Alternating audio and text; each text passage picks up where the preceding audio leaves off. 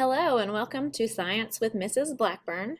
In class we've been talking about matter, and so today I wanted to do a little YouTube video on the organization of matter to just review us on that topic.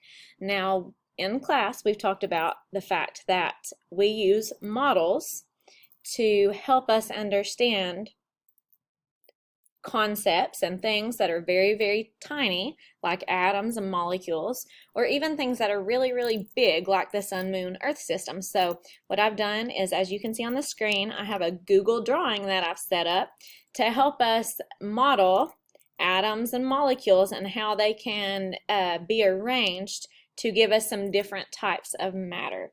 And so just a reminder, when we use models, a model doesn't always have to be a three-dimensional object that you hold in your hands. A model can be a picture or a diagram or a computer model, just like what we're going to use today.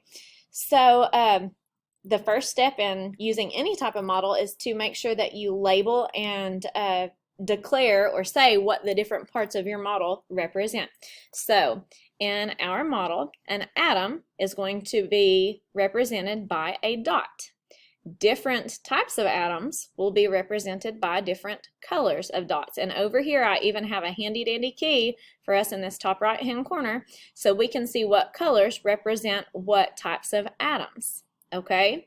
And in class, another thing that we talked about in a little bit more detail than I'm going to talk about on this video, we talked about how atoms of different elements are different from one another due to the number of protons they each have.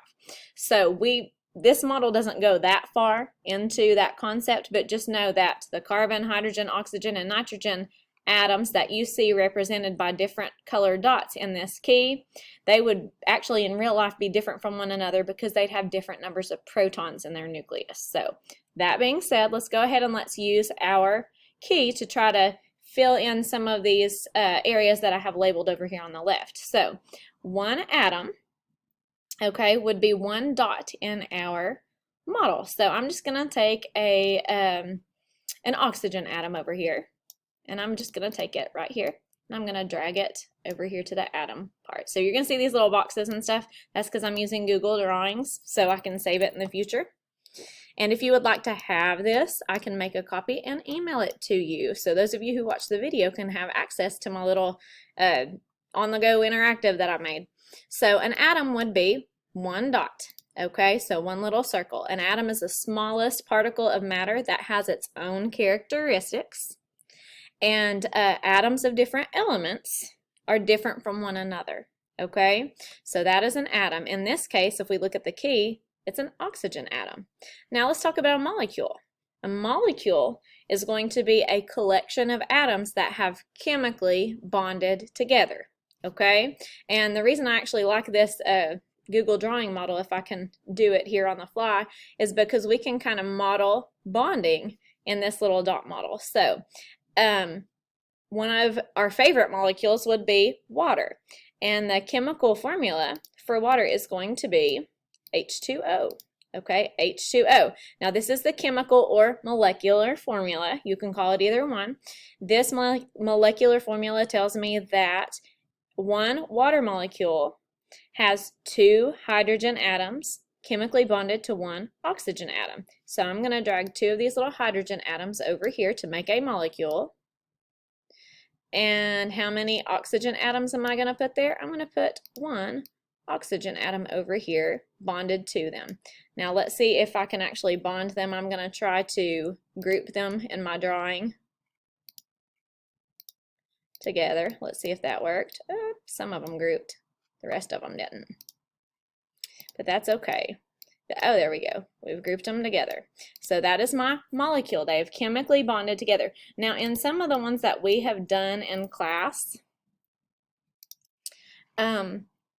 what we've noticed is that on our dot models in class, we make them look like they're touching. If the dots are touching, that represents that they have chemically bonded together. So that's kind of what we've done here. So several different molecules of water would look like this. So if you're drinking a glass of water, you're not drinking just like one molecule, okay? You're drinking lots and lots of these molecules. Millions of them sometimes. So there we go. These would be molecules, okay? Now, here's the thing. Now that we've done this, let's talk about, so this is the particle level. Atoms and molecules are the particle level of what we're talking about. We can't see one atom, we can't see one molecule. We can see bunches of them together, like the water example I just gave you, okay? So once we have all these materials together, like all these particles together, we can actually get a sample of something that we could see. So an element is going to be any material, big or small, that's made out of one type of element. So an example of that would be, or one type of atom, okay? So an example of that would be carbon. The graphite in your pencil, for example, is made of carbon atoms all stacked near each other, okay? So carbon atoms over and over and over. And there are actually a lot of materials made out of just carbon, and based on how those little atoms have arranged themselves, you could either have something like graphite or you could have a diamond, okay? And so, I ran out of them. I knew I would.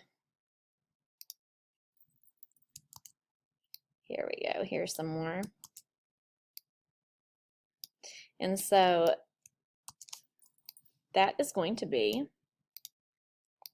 an element. So as you can see, this element is a material made of all of the same types of atoms. Now, on to compounds. Compounds are also very simple. Compounds are materials made of more than one type of atom bonded together, okay? And so a compound, a good example of a compound is the molecule that we just talked about above, okay? Would be water, okay? Or it can even be something like carbon dioxide. So I'm actually going to make a carbon dioxide compound. The chemical formula for carbon dioxide is CO2. That means you have one carbon atom attached to two oxygen atoms.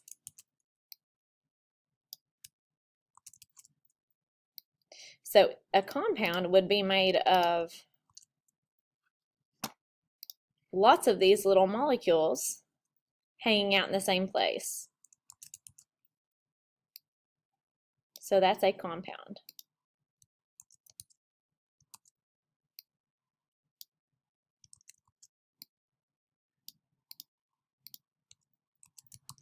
And I'm going to go ahead and just duplicate this so you can see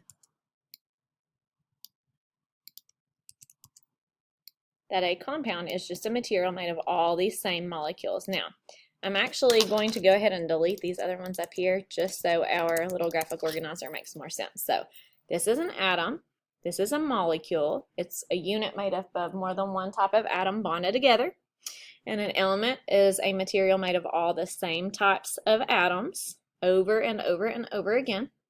A compound is going to be a material made up of more than one type of element bonded together. And again, the different elements are shown in our model by different colored dots, and and bonding in our model is represented by these dots sticking together, them being right grouped up and touching, okay?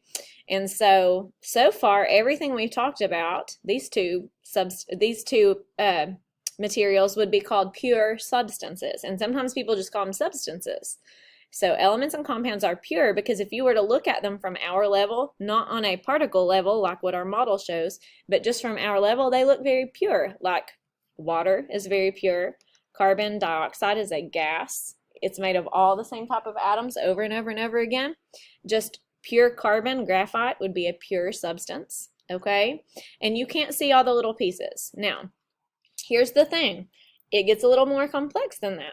We also have mixtures. Now that was something that was a little bit more complicated for us when we discussed it in class, because now we are talking about more than one type of material in the same place at the same time, but those molecules or atoms of those materials haven't bonded together. They're just in the same place at the same time, really. Most of the things around you are actually a mixture.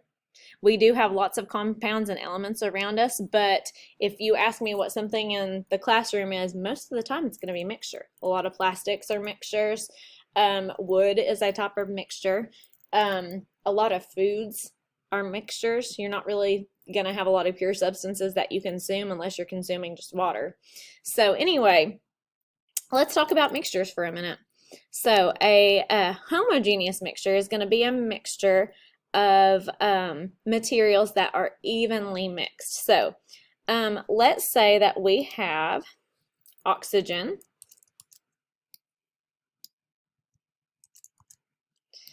And let's see if I can do this. So oxygen in real life is actually O2. In real life, oxygen, the element oxygen exists as a diatomic molecule. That means it's a molecule made of two of the same types of atoms. And so that's why, like in medical dramas, you hear them say things like, get the O2 stat. That's because O2 is just oxygen, gas, elemental oxygen that we would breathe in. So what we're going to do is, here's a little oxygen molecule.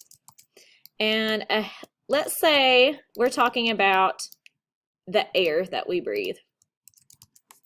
The air that we breathe is actually a homogeneous mixture. Did you know that? That means that most of the particles that are in the air that we are breathing in and that are around us are evenly mixed together. It's not like all the oxygen's in one section and all the carbon dioxide's in another section and all the water vapors in another. They're all mixed evenly. So that is called a homogeneous mixture. So here are O2 molecules. Let's say that they are going to be mixed with carbon dioxide, because we do have carbon dioxide and oxygen. I'm trying to group these three together in our atmosphere, and they're in a homogeneous mixture, or a homogeneous mixture. You can say it either way. So I'm going to grab some of these carbon dioxide molecules from up there, and we're going to mix them evenly with our oxygen molecules.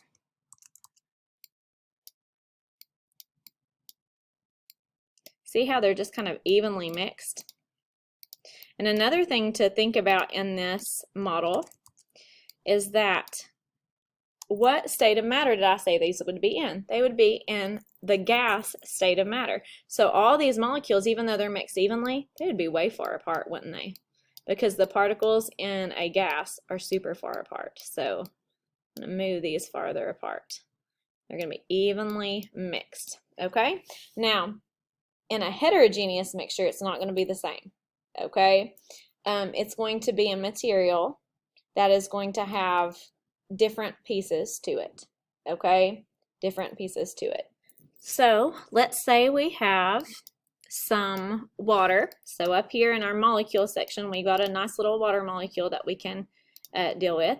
And let's say we have a mixture of water and carbon dioxide. A lot of the sodas that you drink actually are basically a base of water and carbon dioxide with some corn syrup and flavorings and different colors and everything in them, but we'll just deal with the water and carbon dioxide. So let's say that you have a pop or a soda, okay, and you open it up and you notice these bubbles. Okay, you notice bubbles start bubbling up, and you can actually see the bubbles within the water or the soda, okay? So what you're seeing at that point when you see those bubbles, that would be a heterogeneous mixture, because you have your water molecules over here in one place, and then you have carbon dioxide molecules forming bubbles in certain areas of that pop. So the pop might look like a homogeneous mixture because everything is pretty evenly mixed until you drop it on the ground or something, and then you try to open it up, and then you see all those bubbles formed. So this would be a heterogeneous mixture. But here's the thing, the most important thing about our model here is that in a homogeneous mixture, everything's evenly mixed. Everybody see that? In a heterogeneous mixture, they're not evenly mixed. You can actually see the different parts, okay? And so the organization of this matter is going to it's going to be a big deal, because the way that matter is organized, the way that atoms are bonded together, will give materials their properties or their characteristics. So today I've shown you the differences between atoms and molecules, and how atoms and molecules can give us elements and compounds, our pure substances, and how the arrangement of different atoms and molecules can give us different types of mixtures. So hopefully this helps. And again, if you would like a copy of this little Google drawing that you can kind of work around with and play around with and do your own examples, then feel free to ask me in class or shoot me an email or a message on Google Classroom, and I would be happy to share that with you, because I think this has been a helpful little model. So anyway, make sure you're studying for your test, you're asking questions in class. Thank you so much for watching. If you're watching this video, then you're going above and beyond, and you should feel good about this, because that's the type of thing you need to do to be successful in any class, but especially in science class. Sometimes you gotta do a little bit of extra work. So thank you so much, and I hope you have a wonderful day.